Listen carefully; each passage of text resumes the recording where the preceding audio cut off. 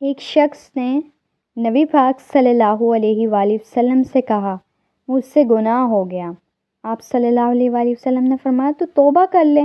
اس نے کہا میں نے توبہ کی لیکن پھر سے گناہ ہو گیا۔ فرمایا پھر توبہ کر لے۔ اس نے کہا میں نے توبہ کی لیکن پھر سے مجھ سے گناہ ہو گیا۔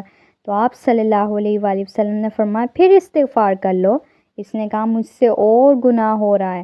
فرمایا استغفار کیے جا یہاں تک کہ شیطان تھک جائے، شیطان اپنا راستہ بدل لے کہ میں اس سے گناہ کرواتا ہوں، لیکن پھر سے یہ اللہ تعالیٰ اس کو بالکل پاک کر دیتے ہیں، گناہوں سے دور کر دیتے ہیں حتیٰ کہ شیطان تھک جائے، آپ نہ تھکیں۔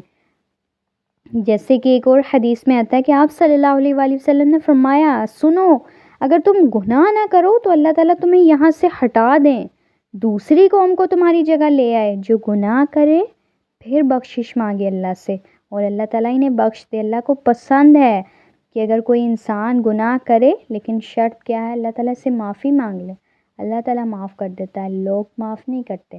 تو جو معاف کرنے والی ذات ہے اس سے معافی مانگے، توبہ کریں۔